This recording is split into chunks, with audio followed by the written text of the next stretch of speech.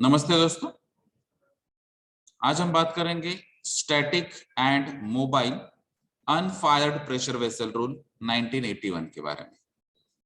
जैसे कि यहाँ पे आपको पता चल रहा है कि फायर्ड वेसल्स और अनफायर्ड वेसल्स ये दो कैटेगरी होती है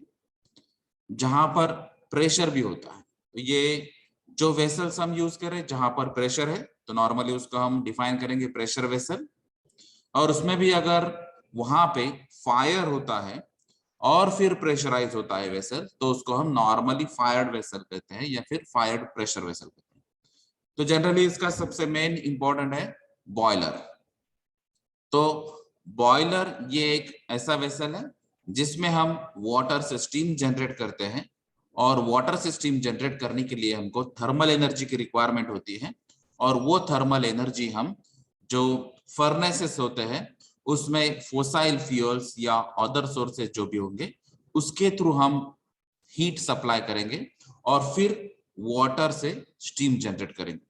तो वाटर से स्टीम जनरेट करने के बाद जो भी स्टीम आती है उसका भी प्रेशर होता है, उसमें फायर भी होता है, इसीलिए बॉयलर्स को फायर्ड प्रेशर वेसल कहा जाता है। और जो प्रेशर वेसल जहां पर फायर यूज नहीं होगा लेकिन वो प्रेशराइज वेसल्स होंगे तो उसको अनफायर्ड प्रेशर वेसल कहा जाता है। तो उसमें भी दो ये टाइप है जो है स्टैटिक और मोबाइल, यानी कि जो प्रेशर वेसल अनफायर्ड है और एक ही जगह फिक्स पोजीशन में होते हैं तो उसको हम स्टैटिक अनफायर्ड प्रेशर वेसल कहेंगे, और जिसकी मूवमेंट होनी चाहिए या जो भी रिक्वायरमेंट है उस हिसाब से आपको उसकी मोबिलिटी की रिक्वायरमेंट है तो उसको हम मोबाइल अनफायर्ड प्रेशर वेसल कहेंगे। तो इसके लिए जो भी प्रेशर वेसल्स आएंगे जो अनफायर्ड प्रेशर वेसल्स है, चाहे वो स्टैटिक हो या चाहे वो मोबाइल हो, उसके लिए ये रूल बनाया गया है SMPV रूल 1981। अभी इसमें जो भी सिलेबस कंटेंट्स है उस हिसाब से ये 1981 का रूल इसमें स्टडी के लिए है। अगर आप उसमें देखेंगे तो इसमें बहुत सारे अमेंडमेंट भी हो चुके हैं, तो आपको करंट अमेंडमेंट जो है उसके बारे में भी आपको जानकारी लेनी होगी। तो ये SMPV रूल में यहाँ पे अगर इसका सोर्स देखेंगे तो इसका सोर्स है एक्सप्लोसिव एक्ट 1884, जो अंडर सेक्शन 5 और 7 में क्लियरली बताया गया है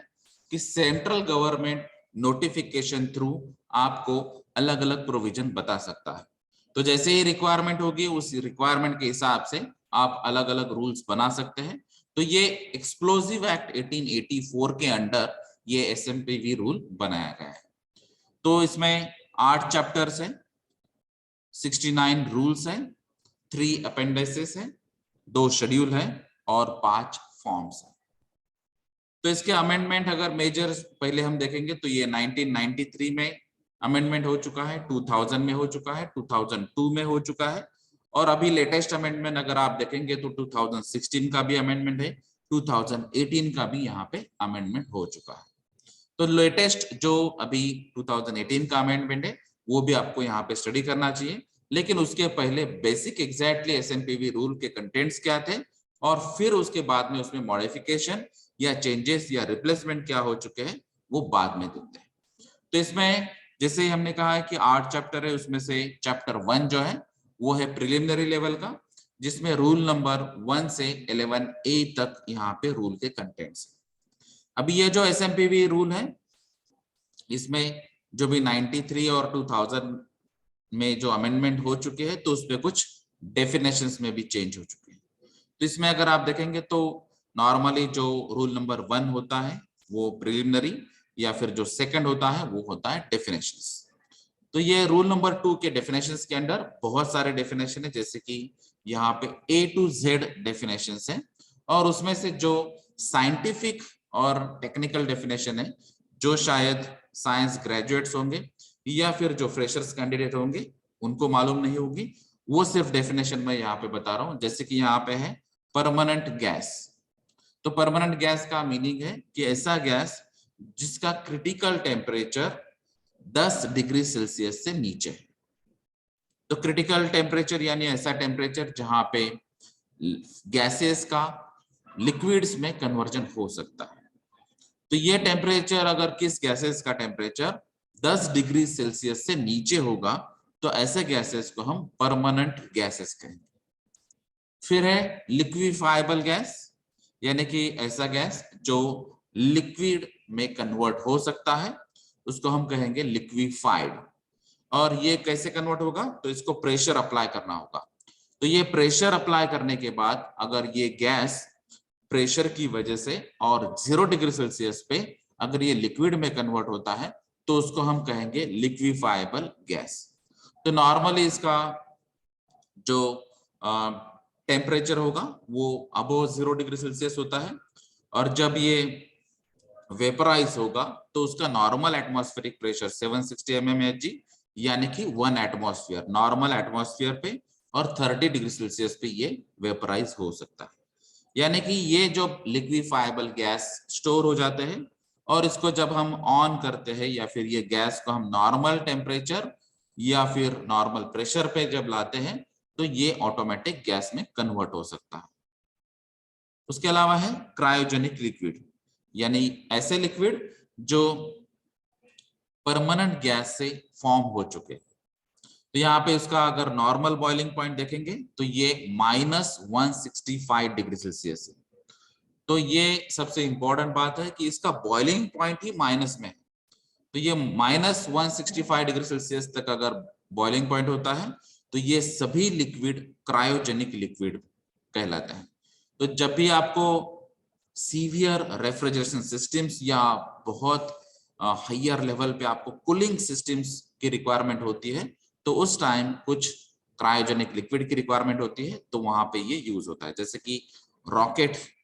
जो प्रोपेलेंट्स होते हैं या फिर उसके जो डिजाइन होते हैं तो वहां पर हाई टेम्परेचर होता है, तो ये टेम्परेचर्स को कंट्रोल करने के लिए आपको क्रायोजेनिक लिक्विड्स यूज किए जाते हैं। और इसके लिए कुछ इंडस्ट्रीज या पब्लिक सेक्टर की जो कंपनीज है उनकी स्पेसिफिक डिवीजन भी यहाँ पे क्रायोजेनिक लिक्विड की होती है। फिर है क्रिटिकल टेम्परेचर। तो ये जो टेम्परेचर है जो गैस को लिक्विड में अगर कन्वर्ट नहीं कर पाते तो ऐसा टेम्परेचर जो होगा वो क्रिटिकल टेम्परेचर होगा। तो जैसे हमने पहले देखा था कि हम अगर प्रेशर अप्लाई करेंगे गैस को तो वो लिक्विड में कन्वर्ट हो सकता है, लेकिन जिस टेम्परेचर में ये गैस अगर लिक्विड में कन्वर्ट नहीं हो पा रहा है तो वो टेम्परेचर होगा क्रिटिकल टेम्परेचर। तो क्रिटिकल यानी ऐसा पॉइंट जहां से ये फेजेस में चेंज हो सकता है। फिर है कॉम्प्रेस्ड गैस। कॉम्प्रेस्ड गैस यानी परमानेंट गैस जो लिक्विफाइबल गैस भी हो सकता है या फिर ऐसा गैस जो लिक्विड या क्रायोजेनिक लिक्विड में डिसॉल्व हो सकता है। तो यहाँ पे अगर कोई स्पेसिफिक वेसल्स की बात करेंगे तो ये विदाउट इंसुलेशन या रेफ्रिजरेशन यहाँ पे मैक्सिमम वर्किंग टेम्परेचर इसका 55 डिग्री सेल्सियस तक हो सकता है। तो ये अगर रेफ्रिजरेशन सिस्टम्स अगर यहाँ पे एप्लीकेबल नहीं होगी या फिजिबल नहीं होगी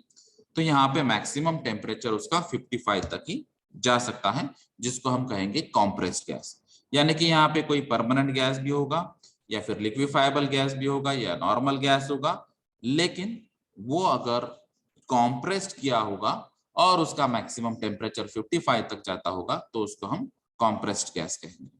तो ये अलग अलग गैसेस की डेफिनेशन है, जैसे कि हमने देखा है अभी परमानेंट गैस, लिक्विफाइबल गैस या फिर कॉम्प्रेस्ड गैस, और लिक्विड में हमने क्रायोजेनिक लिक्विड ये अलग से डेफिनेशन देखी है और उसका रिलेशन है क्रिटिकल टेम्परेचर से। फिर है डिजाइन, क्योंकि हम अभी स्टैटिक मोबाइल प्रेशर वेसल की बात कर रहे हैं तो उसके जो डिजाइन करना पड़ता है तो उस डिजाइन में क्या क्या इंक्लूड होता है, तो उसमें इंक्लूड होता है उसका ड्राइंग, उसके कैलकुलेशंस, स्पेसिफिकेशंस, मॉडल्स, कोड्स और बाकी के जो भी डिटेल्स आपको डिजाइन करने के लिए, कंस्ट्रक्शन करने के लिए, फैब्रिकेशन करने के लिए जो भी रिक्वायरमेंट होती है, ये सभी डिटेल्स डिजाइन के अंडर आएंगे। अभी उसमें स्पेसिफिक एक डेफिनेशन है जो है एलपीजी, यानी कि लिक्विफाइबल या लिक्विफाइड पेट्रोलियम गैस। तो इसमें ये एक सिंपल हाइड्रोकार्बन का मिक्सचर है, यानी कि हाइड्रोजन और कार्बन का मिक्सचर। तो इसमें अगर आप देखेंगे तो ये लिक्विफाइड स्टेट में होता है नॉर्मल एम्बिएंट टेम्परेचर पे, और जैसे ही इसको ऑन किया जाता है, इसका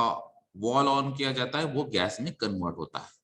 तो ये लिक्विफाइबल या लिक्विफाइड पेट्रोलियम गैस जो हम इवन डोमेस्टिक लेवल पे भी यूज करते हैं, इंडस्ट्रियल लेवल पे भी यूज करते हैं, कमर्शियल पर्पस के लिए भी यूज करते हैं। तो इसका अगर आप कॉन्फॉर्मेशन देखेंगे, यानी कि इसको अगर एलपीजी के हिसाब से आपको प्रेशर वेसल डिजाइन करना है, उसका स्टोरेज करना है, यूटिलाइज करना है या हैंडलिंग करना है, तो उसके लिए आपको IS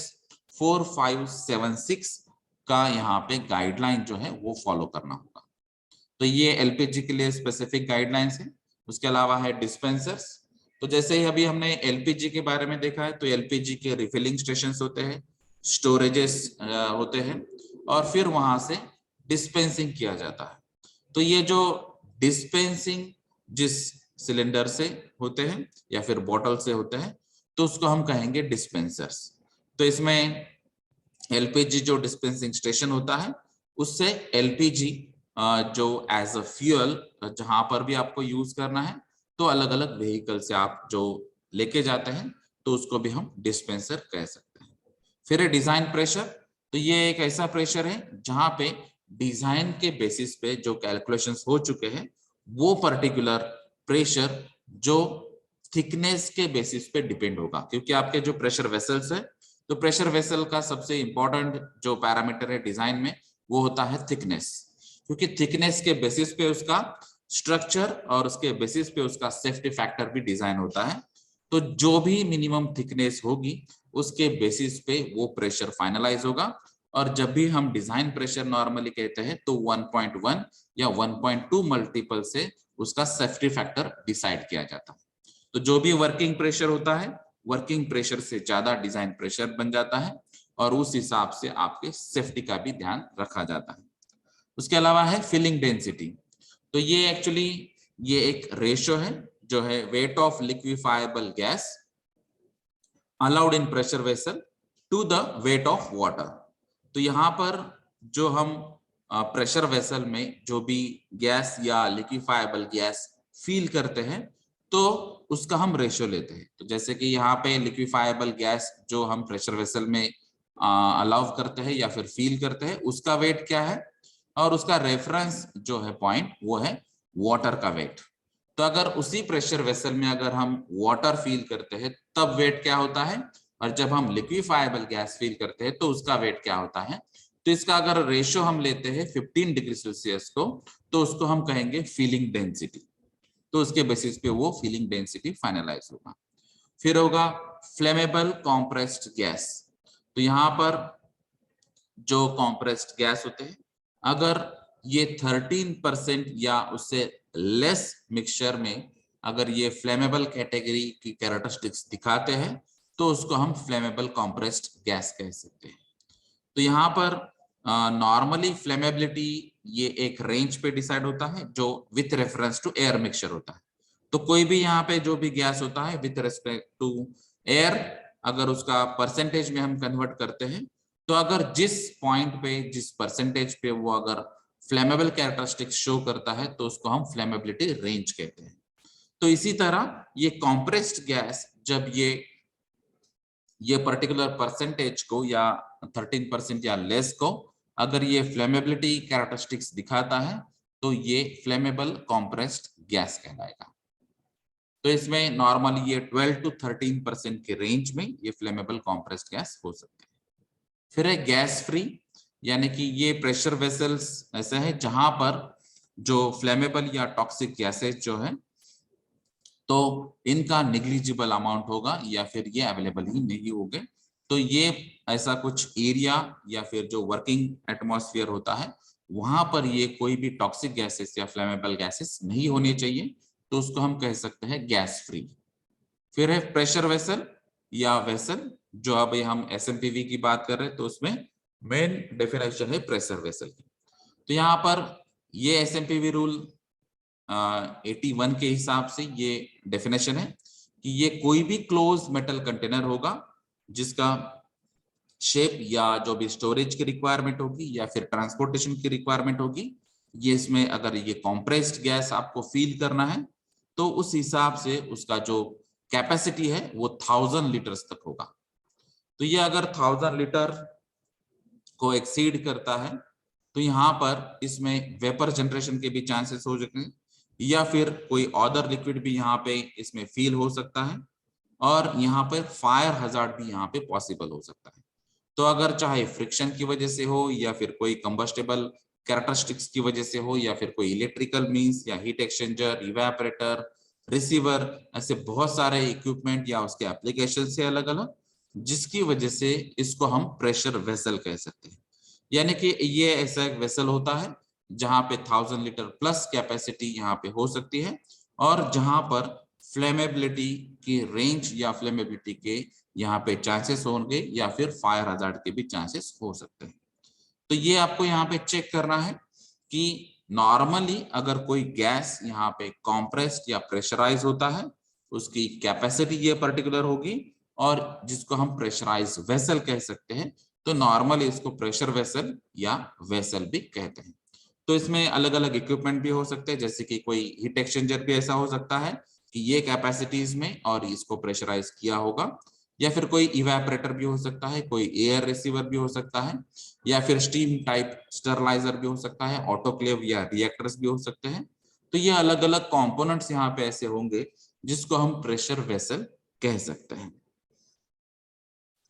फिर कुछ यहाँ पे जो माउंटिंग्स और एक्सेसरीज जैसे बॉयलर्स पे होते हैं, उसी तरह यहाँ पर safety relief devices, source of ignition और वाटर कैपेसिटी भी इंपॉर्टेंट होती है। तो सेफ्टी रिलीफ डिवाइसेस क्या है? ये ऑटोमेटिक प्रेशर रिलीविंग डिवाइसेस है कि जहां पर आपको मैक्सिमम प्रेशर, जो वर्किंग प्रेशर और डिजाइन प्रेशर बताया है,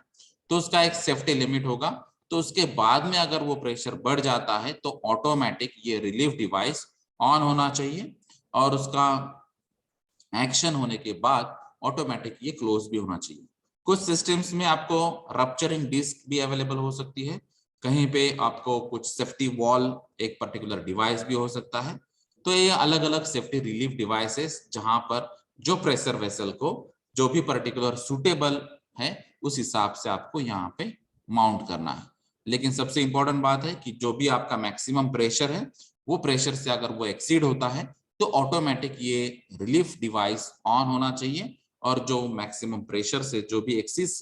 प्रेशर यहाँ पे जनरेट हो रहा है वो यहाँ पे रिलीज होना चाहिए। यही सबसे इंपॉर्टेंट यहाँ पे इसका इंटेंशन है। फिर है सोर्स ऑफ इग्निशन, जैसे कि यहाँ पे हमने फ्लेमेबिलिटी की बात की या फायर हजार्ड्स की बात की, तो अलग अलग यहाँ पे पॉइंट्स हो सकते हैं। तो आपको यहाँ पे जो भी बातें आपको दिखाई देती है, चाहे वो सुपरविजन या ऑब्जर्वेशंस में, या फिर फायर हजार्ड्स के चांसेस आपको दिखाई देते हैं, या फिर कोई ऐसा मटेरियल आपको दिखाई देता है, या फिर कोई एक्टिविटी ऐसी दिखाई देती है जिसकी वजह से यहाँ पे फायर के चांसेस होते हैं, तो वो सभी सोर्स ऑफ इग्निशन है। जैसे कि हम कहीं जगह इलेक्ट्रिक वेल्डिंग आर्क यूज करते हैं, कहीं जगह मोर देन 24 वोल्ट्स के लैंप्स यूज करते हैं, कहीं जगह यहाँ पे अगर कोई फ्रिक्शन का चांस होता है या फिर स्पार्क का चांस होता है, तो ये सभी चांसेस है सोर्स ऑफ इग्निशन। फिर है वाटर कैपेसिटी। तो यहाँ पर जो भी प्रेशर वेसल में आप अगर वाटर फील करते हैं 15 डिग्री सेल्सियस को, तो जो भी लीटर्स में कैपेसिटी आएगी वो वेसल की, तो उसको हम वाटर कैपेसिटी कहते हैं।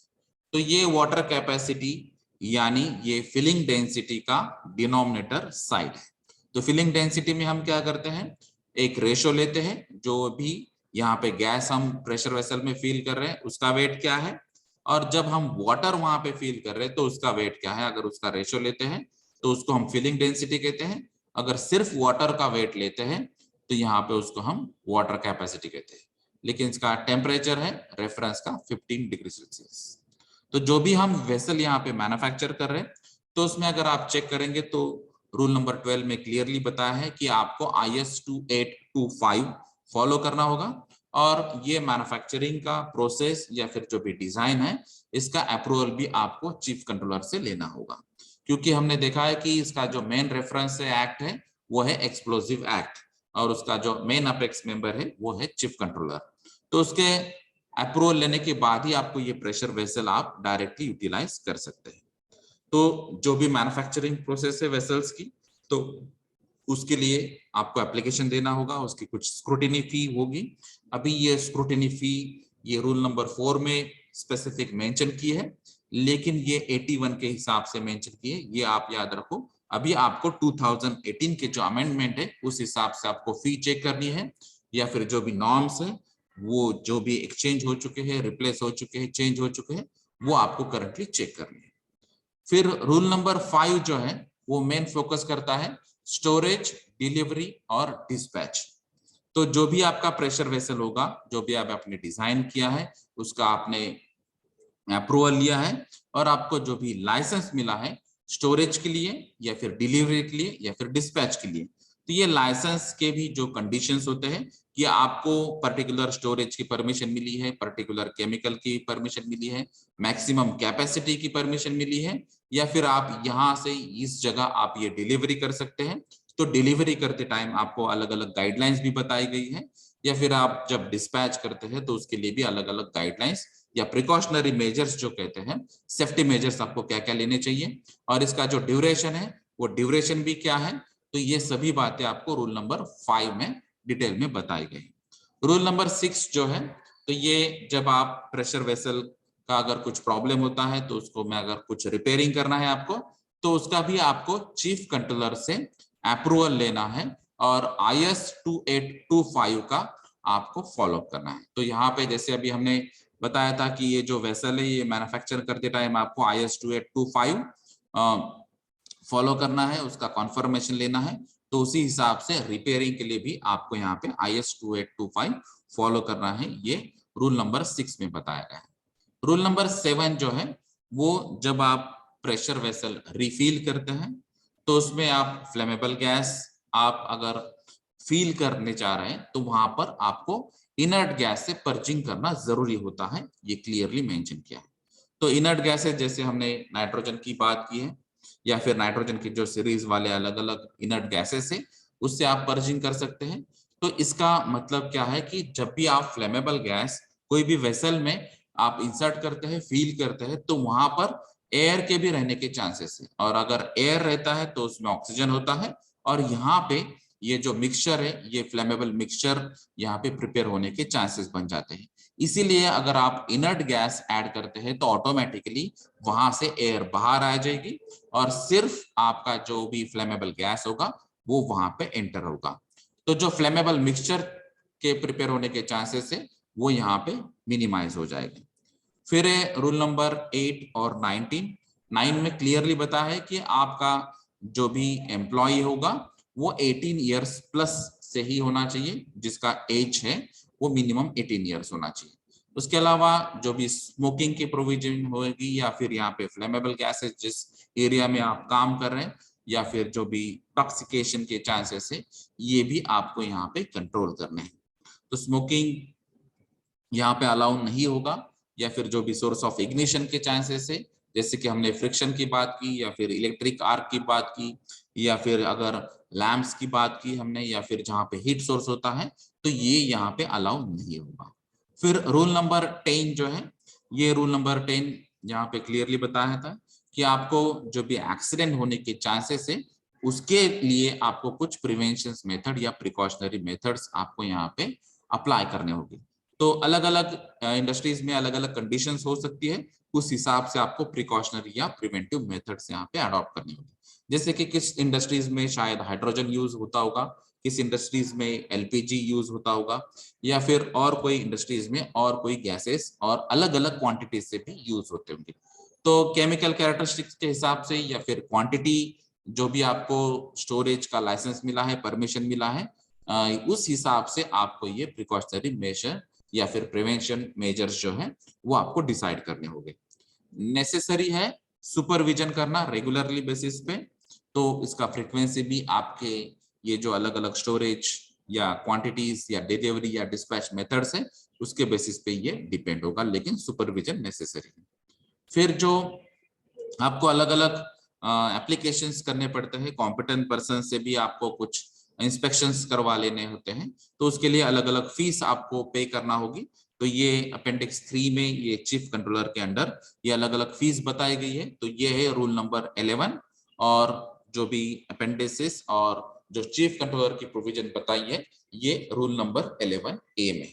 तो ये ओवरऑल चैप्टर था, चैप्टर 1 to 11A, जिसमें अलग अलग डेफिनेशंस बताई गई है, अलग अलग जो प्रिकॉशनरी प्रिवेंटिव मेजर्स या रिफिलिंग कैसे किया जाता है, स्टोरिंग के लिए लाइसेंस, या फिर उसके लिए क्या क्या आपको प्रोविजंस करनी पड़ती है, उसके बारे में बात की गई।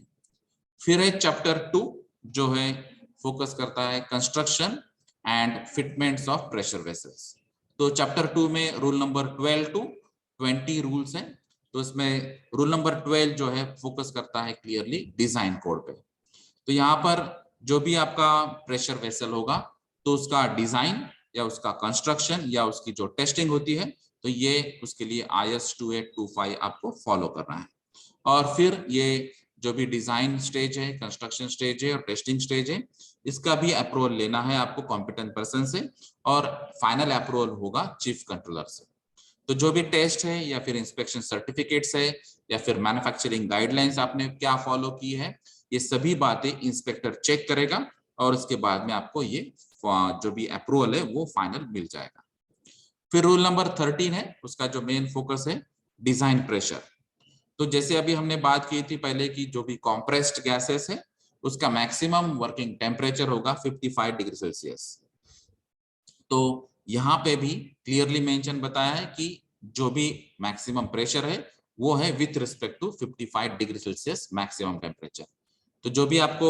गैसेस लिक्विफाइबल फॉर्म में कन्वर्ट करने हैं या फिर स्टोर करने हैं,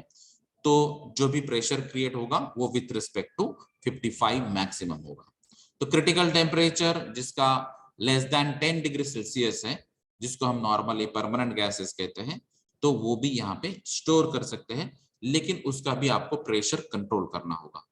तो जो भी वेसल्स ऐसे होते हैं कि जहाँ पे उनको इंसुलेशन प्रोवाइड करना पड़ता है या फिर रेफ्रिजरेशन सिस्टम्स आपको प्रोवाइड करना पड़ता है, तो यहाँ पर ये भी आपको प्रेशर चेक करना है कि मैक्सिमम ये प्रेशर वेसल की सर्विस क्या है, मैक्सिमम स्टोरेज क्या है, मैक्सिमम टेम्परेचर क्या होना चाहिए, और उसके बेसिस पे आपका प्रेशर जो है वो डिजाइन प्रेशर फाइनलाइज होगा। तो ये कॉम्प्रेस्ड गैस है या फिर लिक्विफाइबल गैस है या फिर ये कोई क्रायोजेनिक लिक्विड में कन्वर्ट किया है या फिर लिक्विफाइबल गैस का लिक्विड कन्वर्जन है, तो जो भी गैस का टाइप होगा, जो भी टेम्परेचर कंडीशन होगी, उस हिसाब से आपको डिजाइन प्रेशर फाइनलाइज करना होगा। फिर रूल नंबर 14 है जिसका फोकस है डिजाइन फॉर लो टेम्परेचर। तो जैसे अभी हमने 12 में डिजाइन कोड के बारे में बताया था, IS 2825 आपको फॉलो करना है, उसी हिसाब से यहाँ पे वेपर प्रेशर की भी बात की हमने, डिजाइन प्रेशर की भी बात की रूल नंबर 13 में, और उस हिसाब से आपको जो भी थिकनेस है वो थिकनेस आपको फाइनलाइज करनी होगी। तो ये जो थिकनेस है उसके बेसिस पे, उसके टेम्परेचर और उसके प्रेशर कंडीशन के बेसिस पे आपको यहाँ पे इंसुलेशन अगर कंपलसरी होगा, यानी कि जो भी हीट लॉसेस है या फिर जो भी एनर्जी लॉसेस है उसको अवॉइड करने के लिए हम यहाँ पे थर्मल इंसुलेशन प्रोवाइड करते हैं। तो ये थर्मल इंसुलेशन प्रोवाइड करने के लिए भी यहाँ पे आपको थिकनेस के कैलकुलेशंस करना पड़ते हैं। तो जैसे यहाँ पर जिसको हम क्लैडिंग कहते हैं, यानी कि आपको थिकनेस जो इंसुलेशन मटेरियल की है उसको ऐड करना पड़ता है। तो ये 3 mm से ज्यादा होनी चाहिए, वाटर टाइट होनी चाहिए, और इसका जो थर्मल कंडक्टेंस है वो 15 डिग्री सेल्सियस पे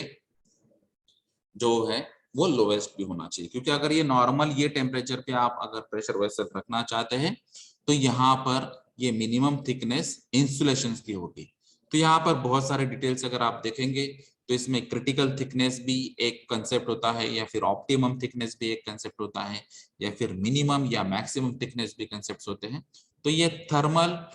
इंसुलेशन मटेरियल की एग्जैक्टली टेक्निकल या इकोनॉमिकल फिजिबिलिटी क्या है, और फिर उसका जो ऑप्टिमम थिकनेस लेवल है वो भी आपको डिसाइड करना होगा, और उसके बेसिस पे आपको थर्मल इंसुलेशंस अप्लाई करने होंगे।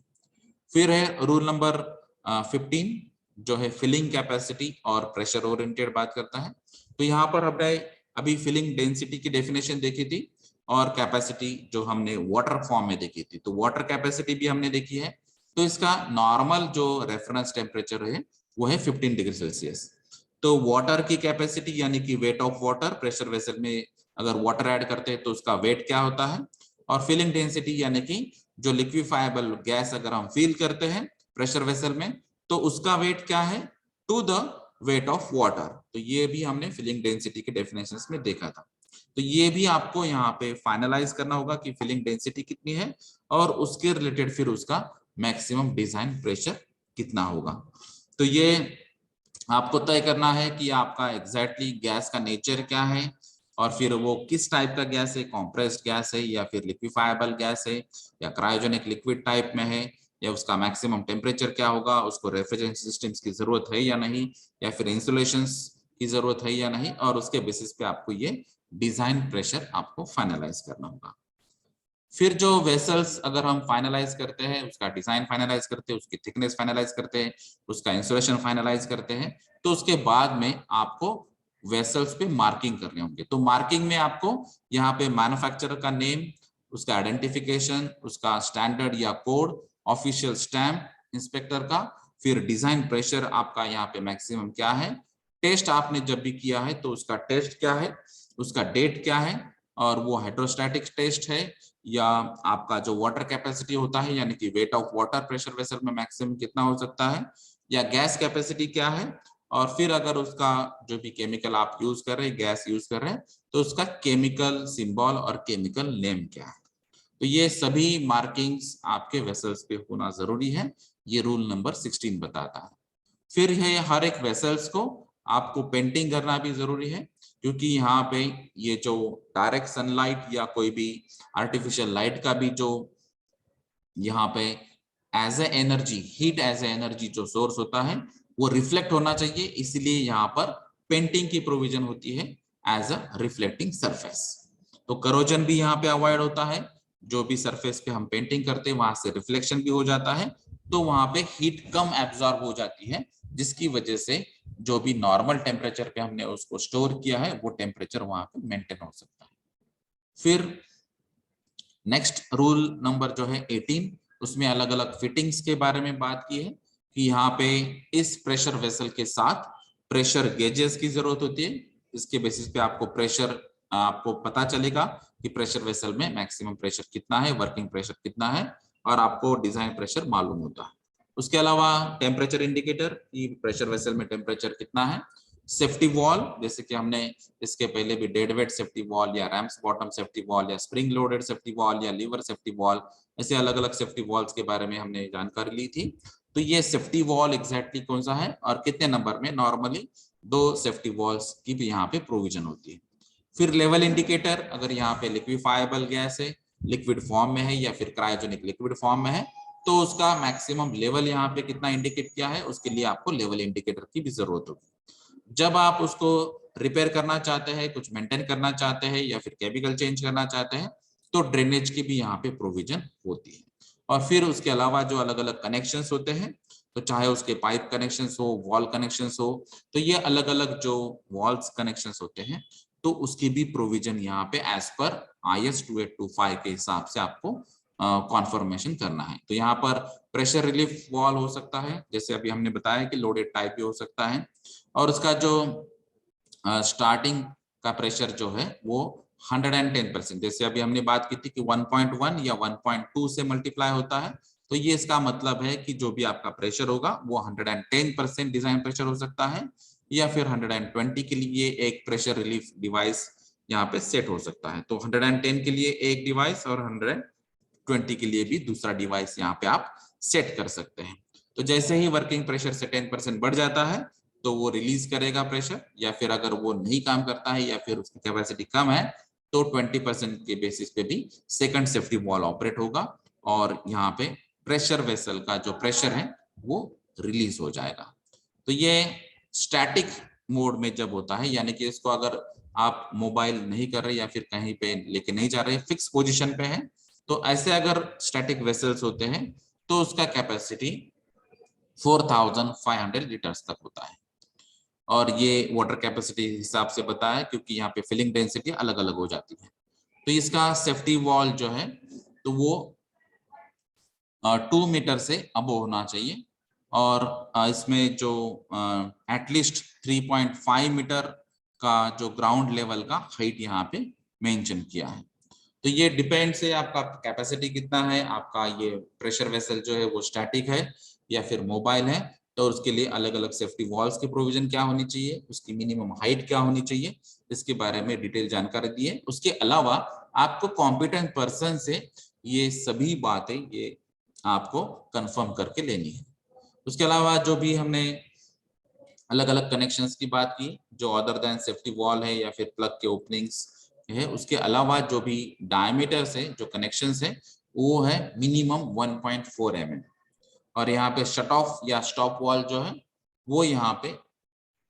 आपके डिजाइन के हिसाब से आपको अप्रोप्रिएट या प्रोपोर्शन में आपको यहाँ पे फिट करना है।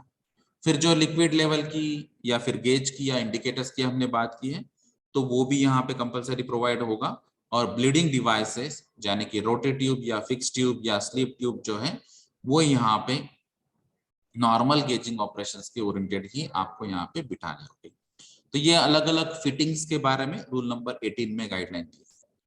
फिर यहाँ पे रूल नंबर 19 और 20 जो है वो फोकस करता है हाइड्रोलिक टेस्टिंग। जैसे अभी हमने मार्किंग में बात की थी कि आपके प्रेशर वेसल पे हाइड्रोलिक टेस्टिंग की डेट यहाँ पे लिखना जरूरी है। तो ये इसलिए जरूरी है क्योंकि यहाँ पे क्लियरली मेंशन किया है कि आपका प्रेशर वेसल जो है उसकी हाइड्रोलिक टेस्टिंग 5 साल के अंदर कंपलसरी होनी चाहिए। अगर इसमें प्रेशर वेसल में अगर आप टॉक्सिक गैस यूज कर रहे हैं तो उसके लिए ये 2 साल में कंपलसरी है।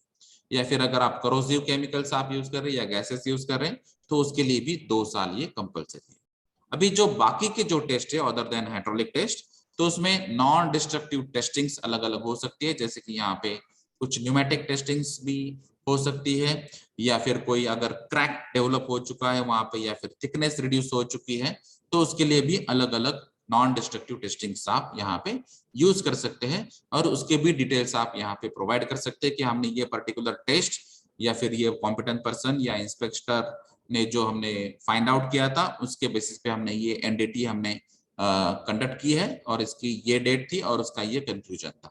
तो जो भी बातें हैं यहाँ पे आपको क्लियरली बतानी होगी। जो भी इंस्पेक्टर या कॉम्पिटेंट पर्सन है या एग्जामिनर है वो यहाँ पे रेगुलर बेसिस पे इंस्पेक्शन करेगा। उसमें स्पेशली आपके सरफेस के डिफेक्ट चेक करेगा,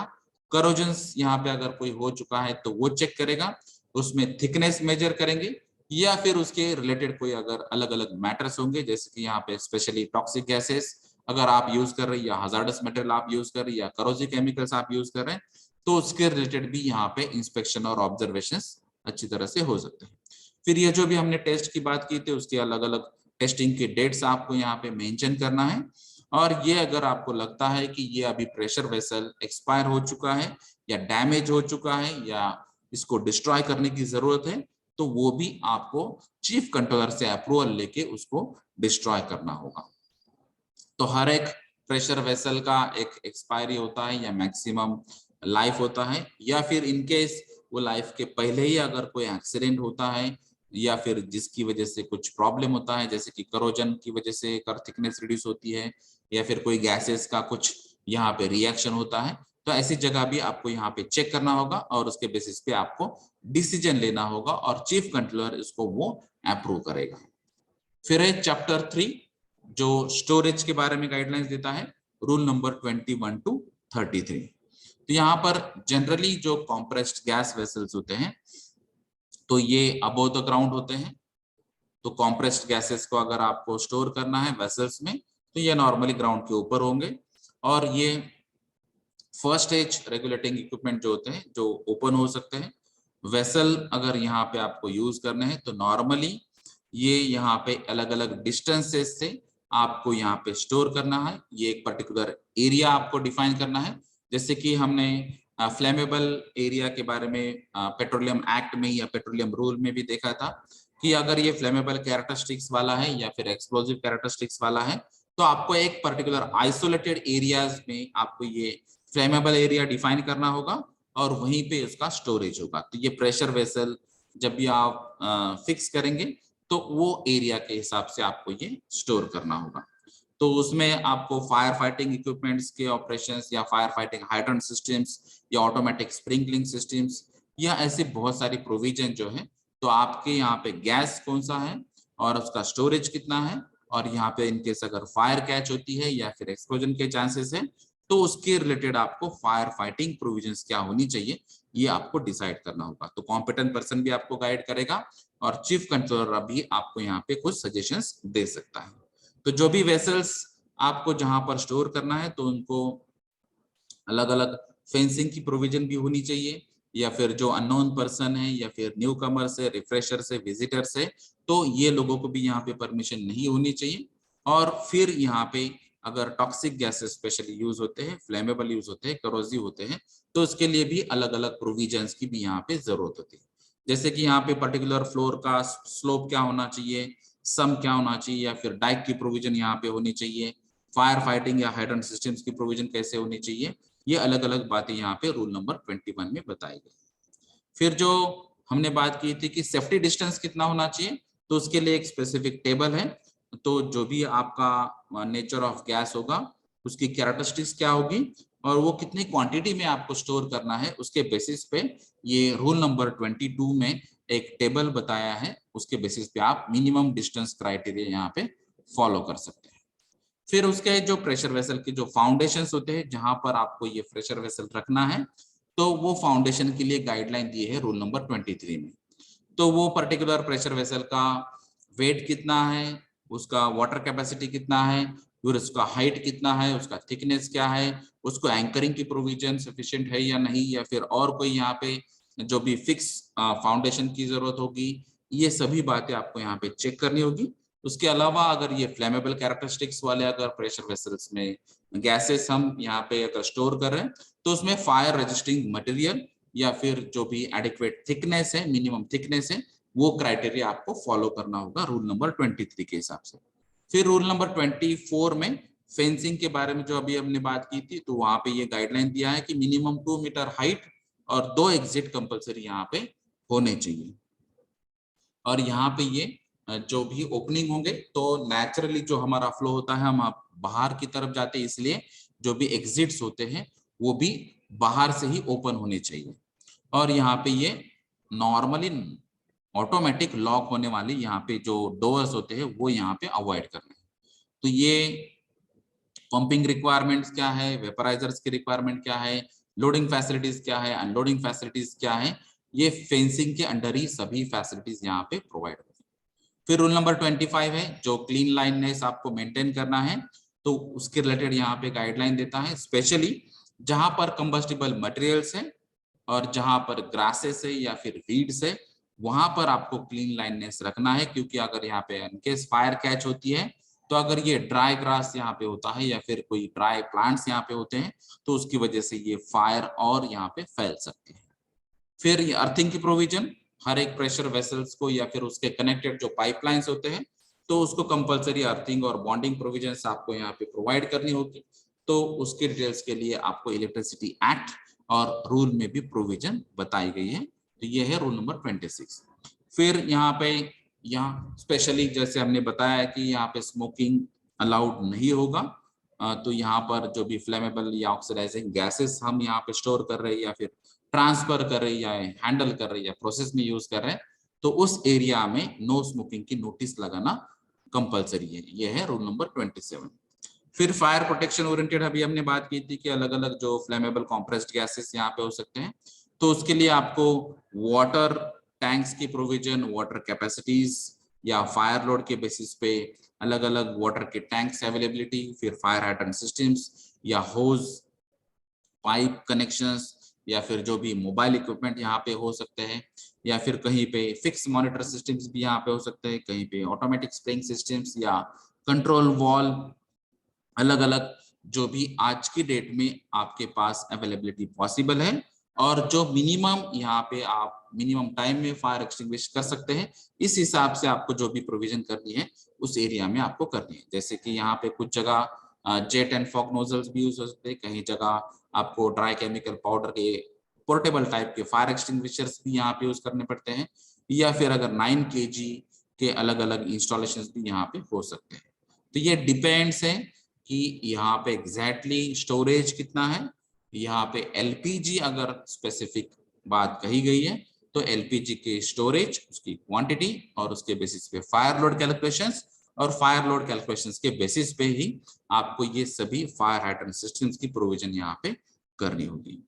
फिर जो भी लोडिंग और अनलोडिंग फैसिलिटीज है, इसके लिए भी यहाँ पे गाइडलाइंस दी है कि आपको पंप्स की प्रोविजन करनी चाहिए, कंप्रेसर्स की प्रोविजन करनी चाहिए, ट्रांसफर सिस्टम्स या फिर जो होजेस हम यूज कर रहे हैं, तो उसके लिए भी स्पेसिफिक गाइडलाइंस बताया, उसका डिजाइन कैसे होना चाहिए, उसका मिनिमम डायमीटर कितना होना चाहिए, उसके अलग अलग जो फिटिंग्स होती है या फिर वॉल्स की प्रोविजन होती है वो कैसे होनी चाहिए, या फिर यहाँ पे करोजन होना नहीं चाहिए, इसके लिए आपको क्या काम करना चाहिए, अर्थिंग बॉन्डिंग की प्रोविजन क्या होनी चाहिए, ये सभी फैसिलिटीज के बारे में यहाँ पे रूल नंबर 29 में बताया है। फिर रूल नंबर 30 जो ट्रांसफर के लिए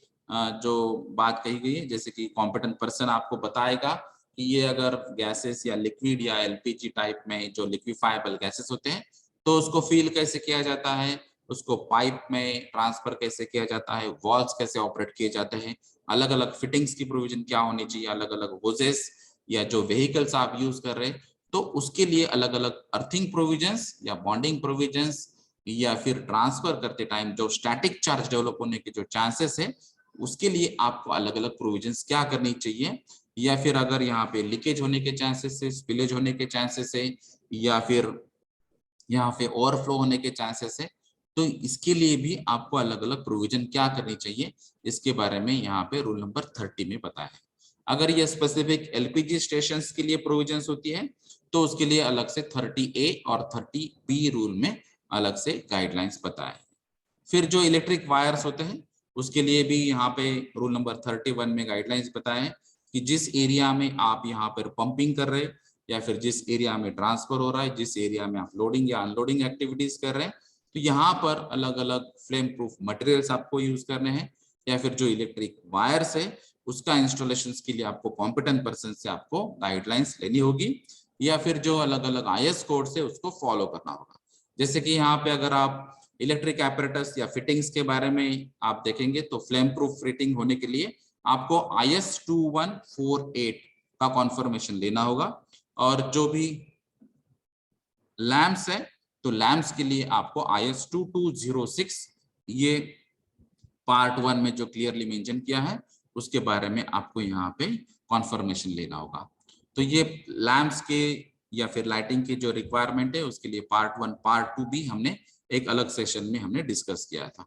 फिर है रूल नंबर 31 जो पोर्टेबल हैंड लैंप्स के लिए स्पेशल गाइडलाइंस बताता है, और जो रूल नंबर 31A और B है वो है हजार्डस एरिया 0, 1 और 2। जैसे कि हमने ये क्लासिफिकेशन भी हमने डिस्कस किया था पेट्रोलियम एक्ट और रूल, इलेक्ट्रिसिटी एक्ट और रूल में भी, कि जिस एरिया में हाईली फ्लेमेबल गैसेस प्रेजेंट होने के चांसेस है कंटिन्यू बेसिस पे, तो वो एक जोन होगा जहां पर abnormal condition, normal operating conditions में यहाँ पे पॉसिबिलिटी है, और तीसरा है एबनॉर्मल कंडीशंस में। तो ये अलग अलग जोन है कि इस जोन में एबनॉर्मल कंडीशंस में ही गैसेस यहाँ पे क्रिएट होने के चांसेस है, और उसको फिर हजार्डस एरिया डिफाइन कर सकते हैं। कुछ कंडीशंस में नॉर्मल बेसिस पे भी है, और कुछ जोन में यहाँ पे कंटिन्यू बेसिस पे यहाँ पे हजार्डस केमिकल्स या फ्लेमेबल केमिकल्स प्रेजेंट होने के चांसेस हो जाते हैं। तो ये अलग अलग जोन्स इसलिए डिक्लेयर किए हैं, और उस हिसाब से प्रिकॉशनरी मेजर्स या सेफ्टी प्रोविजंस की यहाँ पे सुविधा देनी होगी। फिर है रूल नंबर 32 जो लाइटिंग प्रोविजंस के रिलेटेड आपको गाइडलाइन करेगा कि एग्जैक्टली आपकी लाइट रिक्वायरमेंट कौन सी है, और अलग अलग टाइप्स के जो लाइटिंग इंस्टॉलेशन होते हैं वो आपको यहाँ पे क्या इंस्टॉल करनी चाहिए।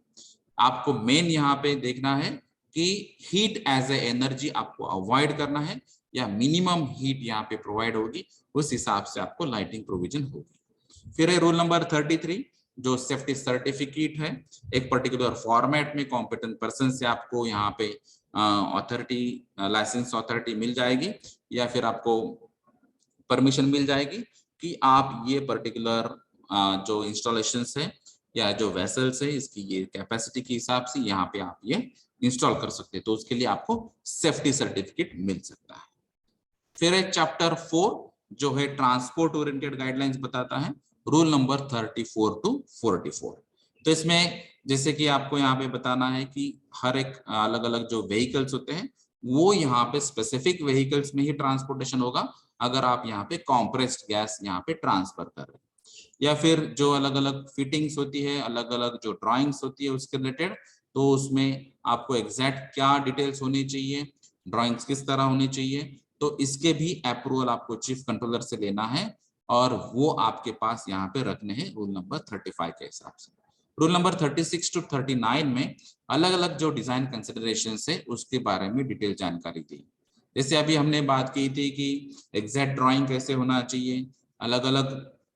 उसमें जो भी सेक्शंस होते हैं या फिर जो अलग अलग फैक्टर्स होते हैं, अलग अलग thickness oriented, pressure oriented, temperature oriented जो कैलकुलेशंस होते हैं, या फिर वाटर कैपेसिटी कितनी होनी चाहिए, या फिर फिलिंग डेंसिटीज कितनी होनी चाहिए, आपने पेंट कौन से यूज करने चाहिए, थिकनेस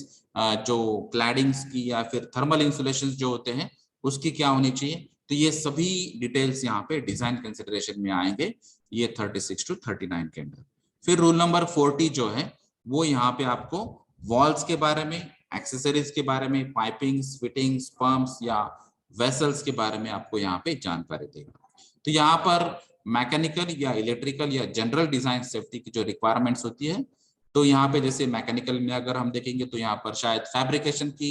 या वेल्डिंग की जरूरत होगी, कटिंग, ग्राइंडिंग, ऐसे अलग अलग ऑपरेशंस भी हो सकते हैं। इलेक्ट्रिकल लेवल पे भी इलेक्ट्रिक आर्क वेल्डिंग हो सकती है, या फिर इलेक्ट्रिक लैंप्स की प्रोविजन हो सकती है, इलेक्ट्रिक फिटिंग्स की प्रोविजन हो सकती है, या फिर जब हम जनरल इसको हैंडल कर रहे हैं जैसे कि लोडिंग कर रहे हैं, अनलोडिंग कर रहे हैं, अर्थिंग बॉन्डिंग प्रोविजन हो सकती है, या फिर अगर टॉक्सिक गैसेस होते हैं तो उसके लिए आपको क्या करना चाहिए, इसके लिए भी यहाँ पे सेफ्टी की कुछ अलग रिक्वायरमेंट्स होती है। तो ये सभी अलग अलग जो रिक्वायरमेंट्स है ये रूल नंबर 40 में बताई गई है,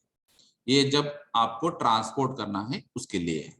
फिर है 41 जो फायर प्रोटेक्शन ओरिएंटेड बात करता है, तो यहाँ पर स्मोकिंग प्रोहिबिशन है, हमने पहले ही बात की है, या फिर अगर आपको मैचेस कैरी करना है, लाइटर्स कैरी करना है तो इसके लिए भी यहाँ पे प्रोहिबिशन दिया है, और फ्लेमेबल सब्सटेंस भी आप यहाँ पे कैरी नहीं कर सकते हैं। तो जब भी आप ट्रांसपोर्ट के बारे में बात कर रहे हैं तो ये सभी रिस्ट्रिक्शंस यहाँ पे लागू होंगे,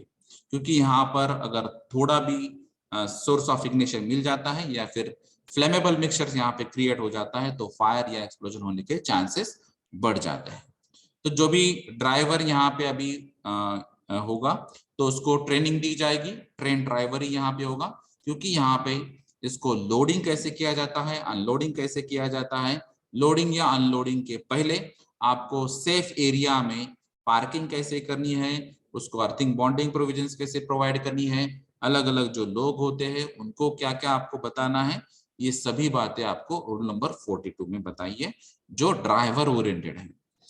रूल नंबर 43 जो है वो सेफ्टी सर्टिफिकेट ओरिएंटेड है, जो कॉम्पिटेंट पर्सन यहाँ पे आपके अलग अलग फैसिलिटीज जो ट्रांसपोर्टेशन फैसिलिटीज होती है उसके बारे में क्रॉस चेक करेगा, ड्राइवर्स को ट्रेनिंग दी गई कि नहीं उसके बारे में क्रॉस चेक करेगा, अलग अलग जो डॉक्यूमेंट्स रिक्वायर्ड होते हैं डिजाइन ओरिएंटेड डॉक्यूमेंट्स, या इन केस एक्सीडेंट होता है, इन केस फायर कैच होता है, इन केस लीकेज होता है, स्पिलेज होता है, तो आपको क्या करना चाहिए उसके लिए जो भी गाइडलाइंस प्रोवाइड की है तो वो सब क्रॉस चेक करेगा कॉम्पिटेंट पर्सन, और फिर उसके बाद में आपको सेफ्टी सर्टिफिकेट मिलेगा। फिर रूल नंबर 44 जो है वो आपके जो व्हीकल जो ट्रांसपोर्ट के लिए आपको यूज किए जाते हैं तो उसका मेंटेनेंस कैसे करना है, वो ट्रांसपोर्टेशन के लिए फिट है या नहीं, या फिर उसका ओवरऑल एग्जामिनेशन कब करना चाहिए। तो नॉर्मली यहाँ पे जो गाइडलाइंस बताई है वो 6 महीने में आपको एक बार उसका ओवरऑल एग्जामिनेशन करना जरूरी है, तो ये कॉम्पिटेंट पर्सन तय करेगा और उसको एक प्रिस्क्राइब फॉर्मेट में उसको परमिशन मिल जाएगी। फिर है चैप्टर 5 रूल 45 to 64, तो ये मेन फोकस करता है लाइसेंसेस, जो अलग अलग आपको ट्रांसपोर्टेशन के लिए लाइसेंस देना है या फिर स्टोरेज के लिए लाइसेंस देना है, तो उसके अलग अलग प्रोफार्मास क्या है या फिर फॉर्मेट्स क्या है, परमिशंस आपको किस कंडीशंस पे मिलनी चाहिए, आपके पास अलग अलग क्या क्या कंडीशंस अवेलेबल हैं, या फिर आपके पास अलग अलग सुविधा क्या अवेलेबल है, या फिर कुछ गैसेस के लिए, कुछ क्वांटिटीज के लिए, या फिर कुछ एरिया के लिए आपको एग्जेम्पशंस कहाँ पे है, उसके लिए भी यहाँ पे अलग अलग गाइडलाइंस है। तो चैप्टर अगर आप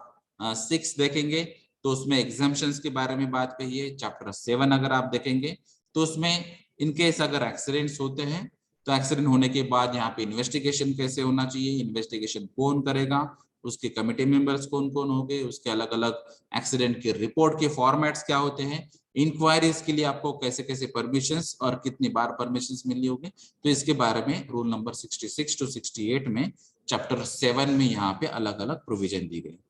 चैप्टर 8 जो है